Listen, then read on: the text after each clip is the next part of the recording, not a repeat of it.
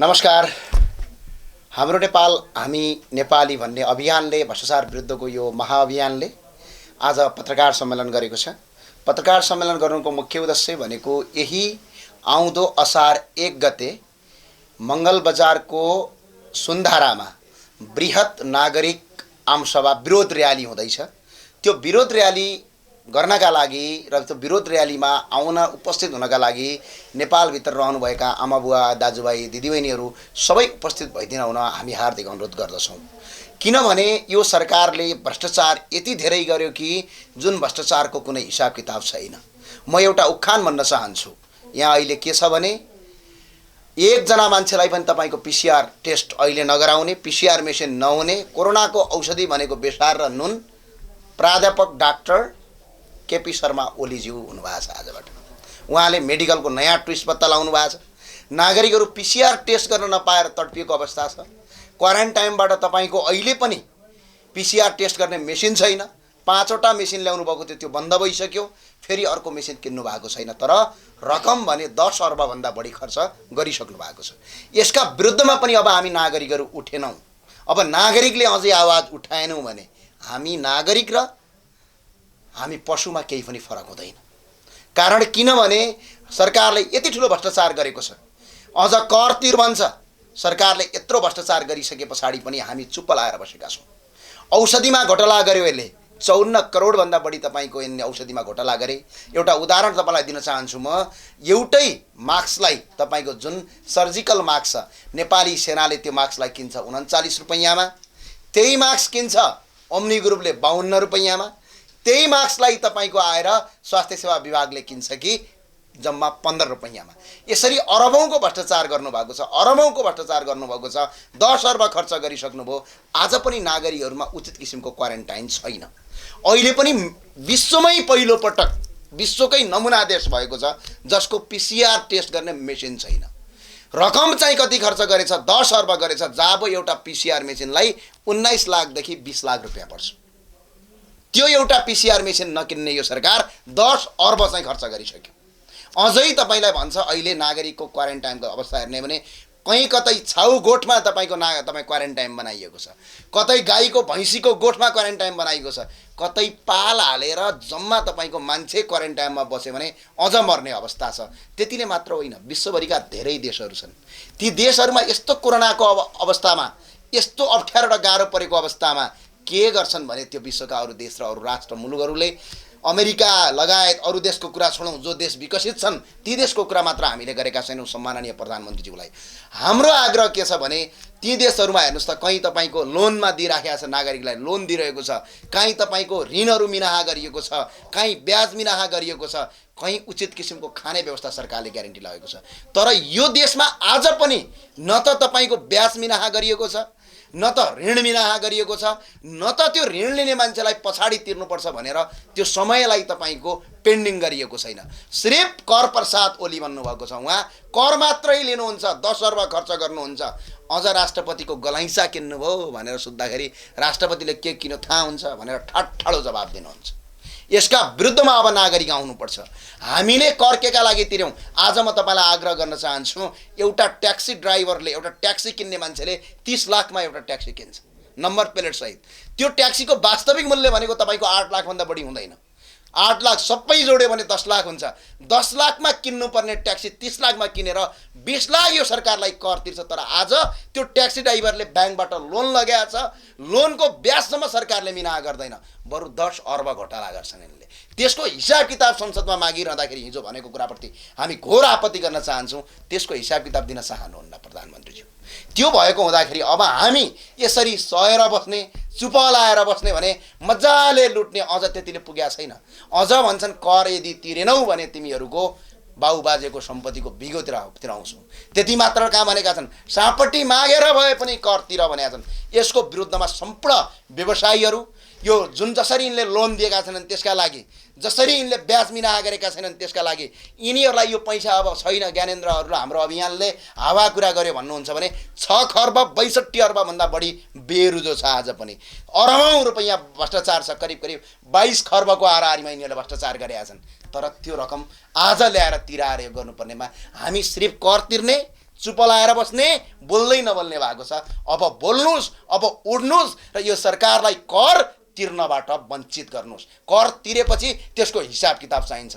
कर तिरेपछि के लागि हुन? आज विदेशमा नागरिक तडपिएको छ। प्रत्येक देशमा नागरिकहरू रोइरहेका छन्। कोही देशमा हाम फालेर मरेका छन्। कोरोनाले 15 जना मान्छे मरिरहँदाखेरि आत्महत्याबाट 1100 भन्दा बढी मान्छे मरेको अवस्था छ भने कोरोनाभन्दा आत्महत्या ठुलो भइसक्यो यो देशमा। यी सबै व्यवस्थाका विरुद्ध, यी भ्रष्टाचारीका विरुद्धमा, जुन एमसीसी छ यसको विरुद्धमा, जुन गुठी विधेयक छ यसको विरुद्धमा, जुन जातीय विभेद छ यसको विरुद्धमा सबै व्यवसायीहरू, सबै मान्छेहरू, यो सरकारले यदि चाह्यो भने लोन पनि फ्री गर्न सक्छ, यदि यो सरकारले चाह्यो भने ब्याज पनि फ्री गर्न सक्छ, यदि यो सरकारले चाह्यो भने ऋणलाई तपाईको 3-4 महिना, 5-6 महिना, 6-7 महिना पछाडि धकेल्न सक्छ। सरकारले गरेको छैन। यसलाई यो घर भनेर हामीले असार 1 गते दिउँसो 2 बजे तपाईको हामीले मङ्गल बजारको सुन्दारामा कार्यक्रम गरेका छौँ। तपाईँ राष्ट्रभक्त देशका नागरिकहरू आउनुहुन्छ भने आशावादी छौँ र सबै नागरिक एकजुट हुनुपर्छ। अझै पनि हामीले सहेर बस्यौँ भने यी सामान्ती भनेका यिनीहरूका विरुद्धमा अझै पनि हामी सहेर बस्यौँ भने हामी र पशुमा केही पनि फरक हुँदैन। गाउँबाट उड्नुस्, टोलबाट उड्नुस्, किनकि अब अति भयो। अति गर्नुको पनि एउटा, अत्याचार गर्नुको पनि एउटा सिमाना हुन्छ। सिमानै यिनले नागेर अत्याचार गरिरहेछन् भने के हामी पशु हो?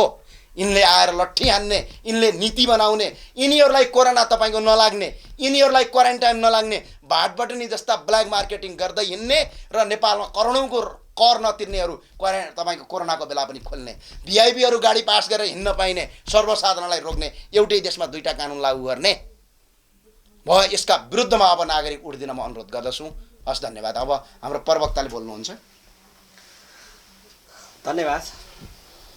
आज हाम्रो नेपाल हामी नेपाली अभियानको कार्यालयमा आएर जुन पत्रकार सम्मेलनमा सहभागिता जनाउनु हुने तपाईँ सम्पूर्ण पत्रकारज्यूहरूप्रति अभियानको तर्फबाट आभार प्रकट गर्न चाहन्छौँ। अभियानका संयोजक ज्ञानेन्द्रजीले थुप्रै कुरा राखिसक्नुभयो। म ती कुराहरूलाई नदोहोऱ्याइकन विशेष त अहिले पछिल्लो चरणमा काठमाडौँको मुटु माइतीघर मण्डलामा अहिले एमसीसीको विरुद्धमा सर्वत्र विरोध भइरहेको छ। नागरिकहरू उपस्थित भएका छन्। अहिले सामाजिक सञ्जाल मार्फत प्राप्त जानकारी अनुसार हिजो ज्ञानेन्द्रजीले नेतृत्व गरेको हाम्रो नेपाल हामी नेपाली अभियानले लाखौं लाख हस्ताक्षर बुझायो। आज ती अभियन्ताहरू खोइ? आज सारा मान्छे माइतीघर मण्डलामा आछ, ती अभियन्ताहरू खोइ? आज यो प्रश्न सबैतिर तेर्सिरहेको छ। यो विषयमा केही कुरा राख्ने कोसिस गर्नेछु र एमसीसी पास गर्नु हुँदैन अथवा चाहिँ यो फाइदा पनि छ नि, यिनीहरूले किन कराइरहेछन्, विरोध मात्रै गरिरहेछन् भन्ने जुन 2टा कुरा, यो कुरा छ, यो विषयमा मात्रै केन्द्रित भएर म छोटो कुरा मात्रै राख्न चाहन्छु। मूलत माइतीघर मण्डलामा आवाज उठिरहेका कुराहरूप्रति हामी ऐक्यबद्धता प्रकट गर्न चाहन्छौँ। हामी त्यो नागरिकहरूको आवाजलाई सम्मान गर्न चाहन्छौँ। जहाँसम्म हाम्रो नेपाल हामी नेपाली अभियान किन त्यहाँ उपस्थित भएन भन्ने कुरा चाहिँ जब फलाम तातिसकेपछि हामीले सामान्य मैरेले हिर्काएर त्यो कुच्चिँदैन, त्यो पातलो हुँदैन, त्यति बेला घन चाहिन्छ भन्ने हाम्रो दृष्टिकोण हो। कुनै पनि आन्दोलनलाई, कुनै पनि मोमेन्टलाई निरन्तर रूपमा अगाडि बढाउनको लागि त्यो मोमेन्टभित्र नेतृत्व डिक्लेयर हुनुपर्छ। र्यान्डमली उपस्थित भएको नागरिकको सहभागिताभित्र नेतृत्व चाहिँ विकास नभएको नेतृत्व त्यहाँ उपस्थित भयो भने त्यो मोमेन्टको रूपमा हुँदैन, त्यो एउटा चाहिँ औपचारिक कार्यक्रमको रूपमा मात्र सीमित हुन्छ। त्यसकारणले हामीले नेतृत्व विकास सहितको एमसीसी खारेज गर्नुपर्छ भन्ने आन्दोलनलाई व्यवस्थित गर्ने र व्यवस्थित, मर्यादित र जनतालाई सुसूचित गर्दै यसलाई चाहिँ अझै बढी व्यापक बनाउने उद्देश्यका साथ हामीले यही आउँदो असार 1 गते यही ललितपुर जिल्लाको मङ्गल बजार स्थित सुन्धारामा आम नागरिकहरूसँग साक्षात्कार गर्ने, नागरिक सभा गर्ने जुन आयोजना गरेका छौँ, यो तातेको फलामलाई घनले हिर्काउने एउटा योजना हो। त्यो दृष्टिकोणका साथ हामी अगाडि लागिरहेका छौँ। त्यसकारणले सम्पूर्ण आवाज उठाउने नागरिकहरूप्रति हामी तपाईँहरूसँगै छौँ। मात्रै प्रक्रिया र दृष्टिकोण अलिकति चाहिँ ग्याप छ, तर हामी सम्पूर्ण नागरिकहरूको आवाजलाई सम्मान गर्दै फेरि ती सबै नागरिकहरूलाई त्यस दिन मङ्गल बजारमा उपस्थित हुनको लागि आग्रह गर्न चाहन्छौँ। जहाँसम्म एमसीसी पास गर्दा के हुन्छ पास नगर्दा के हुन्छ भन्ने कुरा केही समय अगाडि केही महिना अगाडि यस्तै एमसीसी चाहिँ श्रीलङ्का हाम्रो छिमेकी राष्ट्र श्रीलङ्काले त्यसलाई रिजेक्ट गर्यो, त्यो सम्झौतालाई खारेज गर्यो। त्यहाँभित्र श्रीलङ्का सरकारले एउटा एमसीसी सम्झौता पुनरावलोकन समिति भनेर गठन गर्यो, 4 सदस्यीय पुनरावलोकन समिति गठन गर्यो। त्यो 4 सदस्यीय पुनरावलोकन समितिले 5 वटा सुझाव प्रस्तुत गर्यो सरकारलाई। त्यो सुझावभित्र राष्ट्रियताको कुरा थियो, सामाजिक सद्भावको कुरा थियो, कानुनी मान्यताको कुरा, यावत कुराहरू थिए। ती कुराहरूलाई तत्कालीन श्रीलङ्काको सरकारले यदि यो कुरा परिमार्जन गर्नका निम्ति अमेरिकन सरकार या भनौँ एमसीसी तयार हुन्छ भने हामी त्यो तयार हुनेछौँ भन्ने क्लु राखेर उसले तत्कालको लागि एमसीसी खारेज गर्यो। अब त्यहाँ के सम्झौता गर्यो, हामी कहाँ के सम्झौता छ भन्दा पनि हामीले चाहिँ नेपालसित भएको सम्झौता चाहिँ महत्त्व ठान्ने कुरा हुन्छ। त्यहाँभित्र यदि एमसीसी लागू भएको बेलामा कानुन बाजियो भने नेपालको सम्बन्धित कानुन चाहिँ निलम्बन हुने अनि एमसीसी चाहिँ लागू हुने भन्ने त्यहाँ भएको शर्तप्रति हाम्रो आपत्ति हो। एमसीसी काम गर्दै अगाडि बढ्ने क्रममा उत्पादन हुने र पुनरुत्पादन हुने बौद्धिक सम्पत्ति अमेरिकाको सरकारको मात्रै अधिकार हुने भन्ने कुरामा हाम्रो आपत्ति हो। एमसीसी कार्यक्रम नेपालमा सञ्चालन हुन्छ, नेपाल सरकारसँग भारतको एउटा संस्थानले सम्झौता गर्छ अनि त्यो सम्पूर्ण एमसीसीको लेखा परीक्षण गर्ने कुरामा नेपाल सरकारको कुनै पनि गुन्जाइस रहन हुँदैन। त्यसकारणले यसले चाहिँ नेपाल सरकारको अस्तित्वमाथि, लेखा परीक्षणभित्रको अस्तित्वमाथि प्रश्न चिन्ह खडा गर्छ र हाम्रो चाहिँ यसलाई स्वाभिमानको लागि पनि यसले आँच पुर्याउँछ। त्यसकारणले हामीले लेखा परीक्षणको हकमा पनि नेपाल सरकारलाई जोडिनुपर्छ भनेर हामीले भनेका हौँ। अमेरिकाले मात्रै गर्न पाउने अथवा एमसीसीले मात्रै गर्ने कुरामा हाम्रो आपत्ति हो। अनि एमसीसी लागू हुँदै जाने क्रममा पूर्व कर्मचारी या वर्तमान कर्मचारीको कुनै अकर्मण्यताबाट दुष्परिणामयुक्त जघन्य कुनै अपराध भयो, कुनै पनि अपराध भयो भने नेपालको कुनै पनि न्यायिक निकायमा उजुरी बाजुरी लाग्ने छैन भन्ने कुरा त्यहाँ जुन छ त्यो प्रति हाम्रो आपत्ति हो। नेपालमा एमसीसी लागू हुन्छ, नेपाल सरकारले आफ्नो एमसीसी अन्तर्गतको परियोजना के निर्माण गर्ने भन्ने कुरा छनौट गर्ने कुरामा भारत सरकारले स्वीकार गरेको हुनुपर्छ भन्ने कुराप्रति हाम्रो आपत्ति हो। त्यसकारणले गर्दाखेरि यो सम्पूर्ण कुराहरूमा एमसीसी अगाडि बढ्ने कुरामा कहिले कहिले अनुगमनका कुरा, निरीक्षण गर्ने यावतका कुराहरूमा एउटा सरकारको प्रतिनिधि, सरकारले आफ्नो प्रतिनिधि त्यहाँ पठाउँदाखेरि अमेरिकाको एउटा सामान्य संस्थानसित अनुमति लिने कुरा प्रति हाम्रो आपत्ति हो। त्यसकारण यो समग्र विषयले हाम्रो राष्ट्रियतामाथि, हाम्रो स्वाधीनतामाथि, हाम्रो सुरक्षामाथि, सामाजिक सद्भावमाथि नै यसले प्रतिकूल प्रभाव पार्ने कारणले गर्दा हामी एमसीसी खारेज हुनुपर्छ भन्ने मान्यतामा छौँ। यो एमसीसी खारेजको विकल्प छैन। अहिले सामान्य नागरिकले के बुझ्छन् भने 50 अरब रुपियाँको बजेटमा यिनीहरू किन विरोध गर्दैछन्?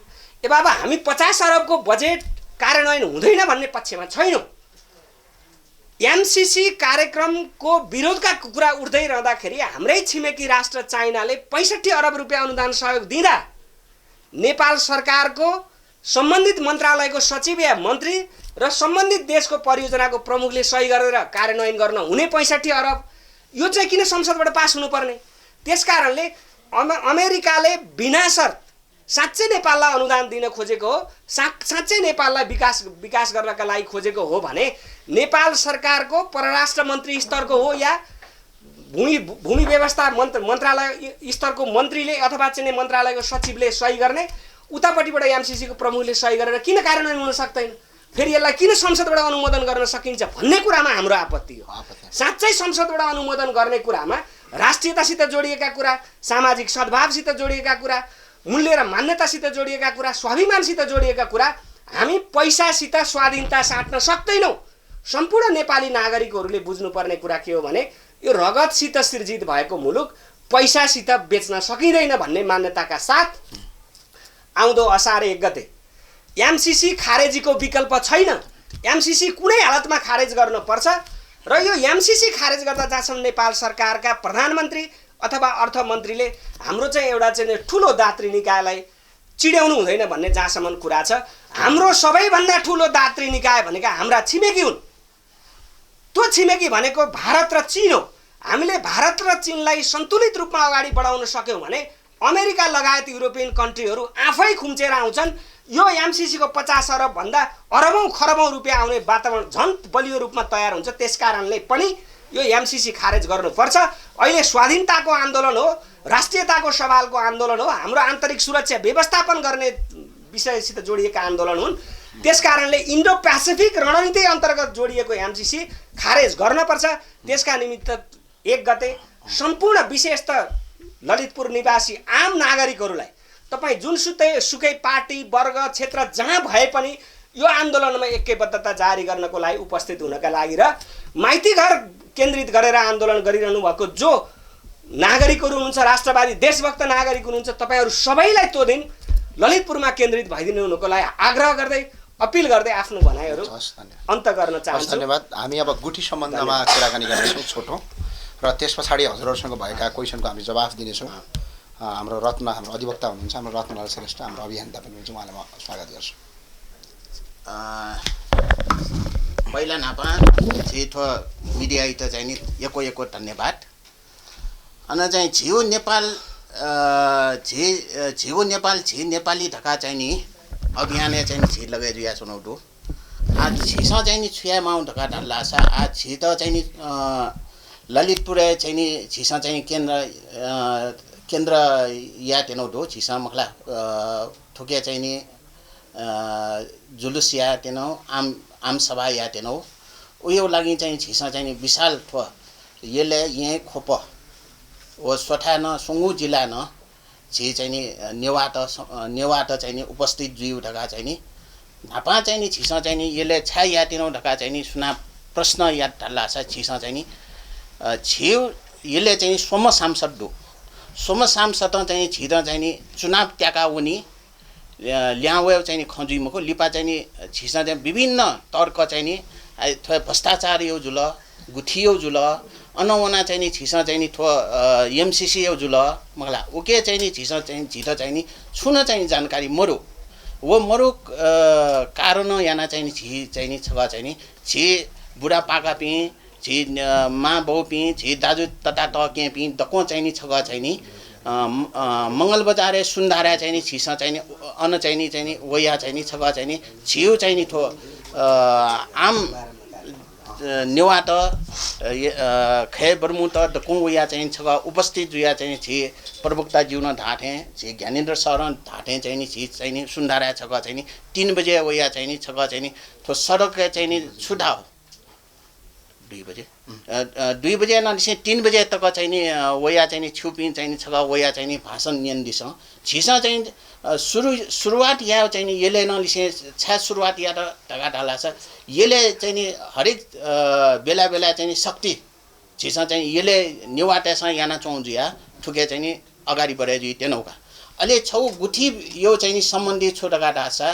राजगुठी थो मन्त्री त्यसमा चाहिँ नि राजगुठी यङ्का चाहिँ नि थो जग्गा चाहिँ सुकुम्बासी त इनाबी ढका चाहिँ नि छौ चाहिँ थोन तर्क तया चौडुका अहिले छौ छिसा ठुके माउ एको ठुके माउ छुख ढका डाल्ला छ तत्काले चाहिँ नि छिसा ठुके माउ छोटका राछ आ छि थो चिरौँ व्यापारी त छि त पस चाके मबिउ अन वया चाहिँ नि छि त चाहिँ नि नेउ सरकार व्यवस्था या फु मखो वो कारण चाहिँ नि छिसा आ छुया मल्ला छ थो सरकार त कर बिउ मखो 3 महिना कर चाहिँ छिसा छा बिउ मखो ढका ढाल्छ व छिट चाहिँ नकुन मरो छिट चाहिँ नि दक्को कर यो चाहिँ नि उठाया सोचया त व बिफु छुए मखो आ ठो चाहिँ छिसा रोकाया थुयो लागि न आन्दोलन छिउ या माउ जरुर जो जुया चाहिँ नि येला खोप किपु थो सुङु पेङु देश दे डना वल ढाल्ला छ छिसा चाहिँ नि नापाठे 46 63 साल थे छिसा चाहिँ थो तरौं विशाल आम सभा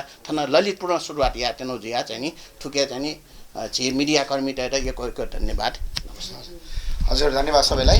हामीले के भनिरहेका छौँ भने 86 लाखभन्दा बढी हस्ताक्षर बुझाउने एमसिसीका विरुद्धको यो नेपालको पहिलो अभियान हो र नेपालको इतिहासमा सबैभन्दा बढी हस्ताक्षर बुझाउने अभियान पनि हो। अहिले चाहे राजनीतिक पार्टी हुन् कसैले पनि आजसम्म 86 लाख हस्ताक्षर कुनै पनिको लागि बुझाएको अवस्था छैन। टोटल अहिलेको जति पनि निर्वाचनमा भएको मत जति छ त्योभन्दा बढी चाहिँ हाम्रो हस्ताक्षर एमसीसीको विरुद्धमा छ। पुरै सरकारको विरुद्धमा यो एमसीसीको विरुद्धमा पुरा देश नै लागेको अवस्था छ भन्ने कुरा हामीले बुझौँ। र अर्को कुरा भनेको हामी सबै नागरिक एकजुट हौँ र यो उपत्यकाभित्रको सुरुवात हो। अघि हाम्रो प्रवक्ताज्यूले भनिहाल्नुभयो तातेको फलामलाई घनले हान्ने हो, चिम्टाले हान्ने होइन। व्यापक आन्दोलन गर्यो भने मात्रै एमसीसी रोकिन्छ। त्यही भएको हुनाले म सबै राष्ट्रप्रेमी आमा बुवा दाजुभाइ दिदीबहिनीहरू, जो अभियन्ता साथीहरू हुनुहुन्छ, जो राष्ट्रप्रेमीहरू हुनुहुन्छ, सबै एकजुट भएर लागौँ, एक ढिक्का भएर लागौँ र यो सरकारको यो एमसीसी रोकौँ, यो भ्रष्टाचार रोकौँ र नागरिकलाई ऋणहरू मिनाहा गर्ने प्रवृत्ति अगाडि बढाउँ। सरकारले चाह्यो भने सजिलै गर्न सक्छ। कर तिर्यो भने केका लागि तिर्यो यसको जानकारी गराउँ। हामी यही भन्न चाहन्छौँ र यही असार 1 गते दिउँसो 2 बजे हाम्रो बृहत नागरिक आमसभामा सहभागी बनाउँ र उपत्यका भक्तपुर, काठमाडौँ, ललितपुरलाई मध्यनजर गरेर यो पहिलो पटक यो सुरुवात हो र यस पछाडि जबसम्म एमसीसी खारेज हुँदैन तबसम्म यो देशैभरि आगो बराबर सल्किनेछ। राज्य र एमसीसी पारित गर्ने दलालहरू घुँडा टेक्न बाध्य हुनेछन् भन्ने कुरा हामी अवगत गराउन चाहन्छौँ। केही क्वेसनहरू छ? अब बृहत आन्दोलन गर्ने भन्नुभएको छ, धेरै समय पछाडि होइन तपाईँ दुलोभित्र लुक्नुभयो, एमसीसीको पैसा खाएर ज्ञानेन्द्र साई भाग्यो भन्ने आरोपसम्म पनि लाग्यो। बिचमा चाहिँ कहाँ हो? होइन, यो कस्तो भनेपछि हामी भनेपछि यो कोरोनाको कारणले गर्दा केही यसलाई ज्यादा रूपमा अगाडि नबढाउँ। नागरिकहरू ज्यादा हुन्छ कोरोनाको कारणले गर्दा, सरकारको लकडाउन हुन्छ। अब हामीले त सही कुरालाई सही मान्नु पर्यो। अनि त्यो हिसाबले अर्को कुरा भनेको हामी फलाम तताउने र तातेको फलाममा ठोक्ने, चिम्टाले हान्नु हुँदैन। किनभने आन्दोलन उठिसके पछाडि यो आन्दोलनलाई तपाईँको राष्ट्रियकरण गर्नुपर्छ, सांसदलाई दबाब दिनुपर्छ। हामीले त गऱ्यौँ त, सांसदलाई फोन सम्पर्क गर्ने कामहरू, हरेक काम दबाब दिनुपर्छ। झन् यसलाई आन्दोलन तुहाउनतिर चाहिँ लाग्नु हुँदैन। सरकार के सोच्छ? 2 जना मान्छे बुरुक बुरुक हामी मात्र उफ्रियो भने के भन्ठान्छ? एमसीसीको विरुद्धमा कोही पनि छैन, जम्मा 2 जना छन् भन्ठान्छ। तयारीका साथ लाग्नुपर्छ। जब सरकार घुँडा टेक्न बाध्य होस् बल्ल पो आन्दोलन हुन्छ। अरू अभियानले माइतीघरमा त्यो धेरै राष्ट्रिय काम हो। अब तपाईँ घन मुनेर हान्दै हुनुहुन्छ होइन, यस्तो उहाँहरूले गरेको राष्ट्रियको आन्दोलन भनेको सबैले तताएको हो र एमसीसीका विरुद्धमा नेपालको इतिहासमा पहिलो पटक 86 लाख हस्ताक्षर बुझाउने अभियान हो र यहाँभन्दा अगाडि पनि एमसीसी रोक्नलाई सबभन्दा 1 नम्बर भूमिका खेल्ने अभियान हो। 86 लाख हस्ताक्षरको प्रभाव के भयो? प्रभाव भनेको 6 महिनासम्म रोकियो नि अहिले, यो प्रभाव हो। अझै तपाईँको नागरिक उठ्यो भने यो पुरै कम्प्लिट खारेज हुन्छ। अब पर्सिको कार्यक्रममा बृहत भन्नुभएको छ, ज्ञानेन्द्र साईलाई हेर्न भए पनि मानिसहरू आउलान्, गुठीको पनि मुद्दा जोड्नु भएको छ, ललितपुरका स्थानीय पनि उत्रेलान्। यस्ता किसिमका आन्दोलनहरूमा घुसपेटहरू भइराखेका छन्। विभिन्न किसिमका मानिसहरू आउने, विभिन्न किसिमका नाराबाजी गर्ने र भड्काउन खोज्ने प्रयास पनि गर्लान्। त्यसलाई नियन्त्रण गर्नलाई कति सङ्ख्यामा स्वयंसेवक हाम्रो व्यवस्थापन गर्छ? 150 जना स्वयंसेवक छ। अहिलेसम्म हामीले नाम लिस्ट सहित छ, प्रत्येकको नाम लिस्ट हामीले जारी गरेका छौँ र साथमा नेपाल प्रहरी, ललितपुर प्रहरी व्यापक परिचालन हुनेछ। किनकि घुसपैठ, अराजक हामी स्वीकार्दैनौँ, किनकि हामी भ्रष्टाचारीका सन्तानहरू होइनौँ। प्रशासनले अनुमति दियो? तपाईँको अनुमति दिनुपर्छ, किन नदिएर सुखले? उनीहरू भ्रष्टाचार गर्दाखेरि उनलाई अनुमति दिने, भ्रष्टाचार किन गरिस् भनेर सोद्धाखेरि अनुमति नदिने भन्ने हुँदैन। पर्सिको कार्यक्रममा आम नागरिक चाहिँ किन आउने? आम नागरिक एमसीसीलाई खारेज गर्नलाई र भ्रष्टाचार 10 अर्बको हिसाब किताब माग्नलाई। र अर्को कुरा के छ भने यो लोन छ नि, अमेरिकामा तपाईँको पैसा दिन्छ। हेर्नुहोस्, यो मान्छेले चाहेको बेला लोन सजिलै दिन्छ। अहिले त डेबिट कार्डबाटै लोन आइराखेको छ। जापानमा पनि त्यस्तै छ। ल ठिक छ, अमेरिका जापान बराबर हामी धनी नहोला अरे। यहाँ 3-3 महिनासम्म तपाईँको लकडाउनमा राखेपछि मान्छेलाई अब ब्याज कसरी तिर्ने? ब्याजमाथि ब्याजको स्याजको प्याज लिँदैछ ब्याङ्कहरूले। यो कुरा सरकारले रोक्नुपर्छ कि पर्दैन? सरकारले आफ्नो मौद्रिक नीतिमा ल्याउनुपर्छ कि पर्दैन? भने जनताले कर केका लागि तिरेला? कर तिरे बापत के पायो? मङ्गलबजार आए पछाडि त्यो ब्याज अनि यो व्यापक रूपमा तपाईँको आन्दोलन गरेपछि सरकार बाध्य हुन्छ, घुँडा टेक्छ। नागरिकभन्दा ठुलो कोही पनि छैन। नागरिकको आन्दोलन नै व्यापकता हो। यहाँभन्दा ठुलो के छ र? सबै नागरिकले एकजुट आवाज उठाउने गर्नु पर्दैन? गरेका छैन। सीमाको विषयमा तपाईँलाई मङ्सिरको महिनादेखि नागरिकहरू सडकमा आए, सीमाका नक्सासम्म पारित गऱ्यौँ। प्रधानमन्त्रीजीले पारित गरेका नक्सा त हामी अभियन्ताहरूले रिपोर्टर्स कलममा पारित गरेका नक्सा त हो, जिउँको त्यही नक्सा हो। यदि नागरिकको आवाज त्यो नभइदिए भए आज नक्सा संसदबाट पारित हुँदैन थियो। नागरिकको आवाजमा त्यो शक्ति छ। ज्ञानेन्द्र साईलाई आम नागरिकहरूले एउटा राष्ट्रवादी युवा निस्वार्थ देशप्रेमी नागरिक भनेर चिन्छन्। सरिता गिरीले दिएको अभिव्यक्ति 3-4 दिन भइसक्यो, सानो प्रतिक्रियासम्म पनि आएको छैन। यो गलत बुझाइयो। सरिता गिरीको बारेमा सबैभन्दा पहिलो विरोध गर्ने नै म हो। त्यो मेरो युट्युबमा फेसबुकमा भिडियो पनि हेर्न सक्नुहुन्छ, मेरा स्ट्याटस पनि हेर्न सक्नुहुन्छ। सरिता गिरीलाई अहिले पनि मेरो आग्रह के छ भने नेपालको हिन्दी भाषामा शपथ खाने त्यो नै पहिलो राष्ट्रघाती हो। सरिता गिरी मात्र राष्ट्रघाती होइनन्, त्यो शपथ खाँदाखेरि साइडमा बसेर ताली पट्काउने सभामुख पनि राष्ट्रघाती हो। यो देशमा हिन्दी भाषा अलाउडेड छ। ल नेपालको हिन्दी भाषा, नेपालको संविधानले प्रश्न के भन्छ भने कुनै पनि माननीय सांसदज्यूहरूले आफ्नो मातृभाषामा शपथ खान पाइन्छ भन्छ। हिन्दी भाषा नेपालको कहाँको मातृभाषा? नेपालको तराईको मातृभाषा कि त मैथिली हो कि त भोजपुरी हो, हिन्दी होइन नि। र सरिता गिरीलाई सख्त कारबाही हुनुपर्छ भनेर आवाज निकाल्ने मात्र होइन कि पहिलो पटक तपाईँको मैले फेसबुक लाइभसम्म गरेको थिएँ। किनभने हिन्दीमा शपथ खाने सरिता गिरीलाई हिन्दीमा संसदमा बोल्ने, यो नेपाल हो कि इन्डिया हो? यो कुरामा कस्तो छ भने केही तपाईँको उही सरिता गिरीकै मान्छेहरू, उही सरिता गिरीकै कार्यकर्ताहरू अनि आरोप लाउँदै हिँडिराखेका छन्। कि पहिला त आफूले राजीनामा गर्नुपर्ने नि त्यहाँबाट, त्यो सरिता गिरीको कार्यकर्ता बन्न छोड्नु पर्यो नि। सरिता गिरीको कार्यकर्ता म त आग्रह गर्छु, सरिता गिरीलाई मात्र कारबाही गरेर हुँदैन, त्यो सरिता गिरीलाई हिन्दीमा बोल्न अनुमति दिने सभामुखलाई पनि कारबाही गर्नुपर्छ। र सभामुखलाई प्रष्ट अधिकार दिएको छ कि कसैले राष्ट्रघातका बारेमा कोही सांसदले संसदमा बोल्छ, राष्ट्रिय अखण्डताको बारेमा छेद विच्छेद गरेर यदि संसदमा कसैले बोल्छ भने सम्मानित सभामुखज्यूलाई प्रष्ट अधिकार छ कि त्यो सांसदको पद खारेज गर्ने, निलम्बित गर्ने र उक्त माननीयज्यूलाई नेपालको कानुनी कठघरामा उभाउने अधिकार नेपालको सभामुखलाई दिएको छ। र सभामुखले त्यो अधिकार प्रयोग गर्नु भएन, सभामुखले त्यो अधिकार प्रयोग गर्नुभएको छैन। त्यो भएको हुँदा हामीले आग्रह चाहिँ के गरेका छौँ भने सभामुखज्यूले कारबाही र अर्को सरिता गिरीलाई संरक्षण गर्ने को त? त्यही सरिता गिरीका पार्टीका कार्यकर्ताहरू, त्यही सरिता गिरीका पार्टीका नेताहरू, उनीहरूलाई पनि कारबाही गर्नुपर्छ।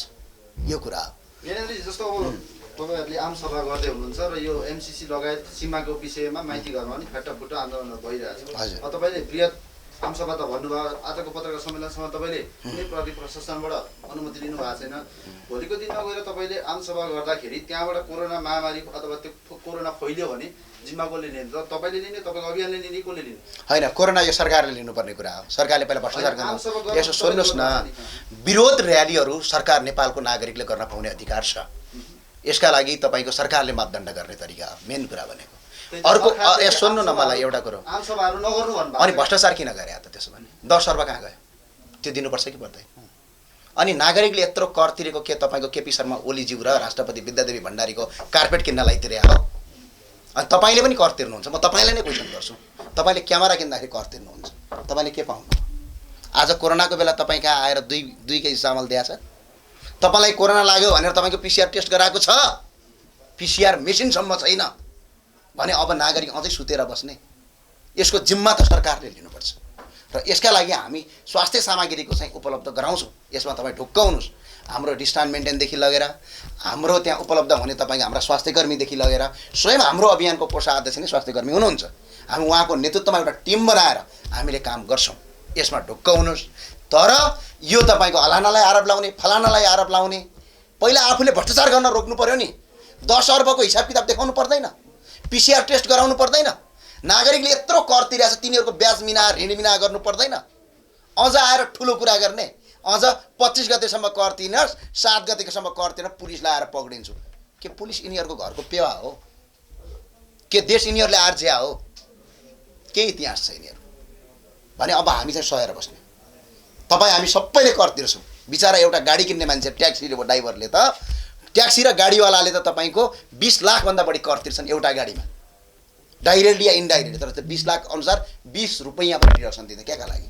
अब उठ्नुपर्छ र आफ्नो अधिकार माग्नुपर्छ। सरकारलाई फ्रीमा दे भने हो र? हामीले तिरेर राखेको छ त्यही दे भने हो? त्यही पनि यिनीहरू भ्रष्टाचार गर्ने। अझ आएर हलानाले फलानो गरिस् भने, फलानाले हलानो गरिस् भने भन्ने, यसको जिम्मा सरकारले लिनुपर्छ। नमस्कार, म जिता बराल, हाम्रो नेपाल हामी नेपाली अभियानको कोषाध्यक्ष र पेसाले स्वास्थ्यकर्मी पनि। म नर्स पनि र जनस्वास्थ्यकर्मी पनि।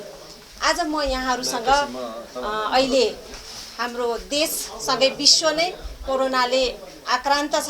हाम्रो देशमा पनि धेरै कोरोनाको सङ्क्रमण फैलिरहेको अवस्था छ। सङ्क्रमण फैलिरहँदा स्वास्थ्य मन्त्रालय, सरोकार सङ्घ संस्था, व्यक्तिहरू आफ्नो जिम्मेवारीलाई अत्यन्तै निर्वाह नगरिरहेको अवस्था देखिन्छ। सरकार गैर जिम्मेवार बनिरहेको छ।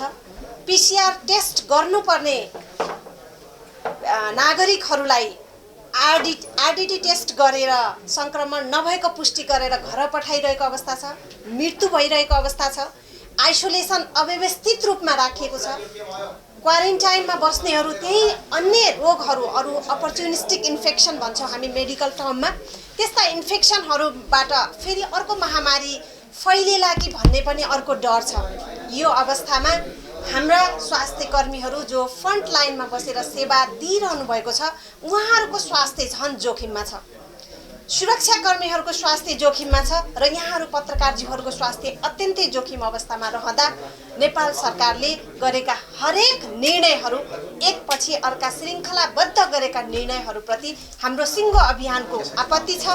हामीले यसमा विरोध प्रकट गरिरहेका छौँ। हामीले समाधानका उपायहरू पनि बताइरहेको अवस्थामा गएको आइतबार हाम्रो सरुवा रोग अस्पताल टेकुमा कार्यरत एउटी नर्स जसको 10 हप्ताको गर्भ थियो, उनी सेवा दिँदै उनीलाई अत्यन्तै कार्यभारको कारणले नै हो उनको गर्भ खेर जान गयो, उनलाई रक्तस्राव भयो।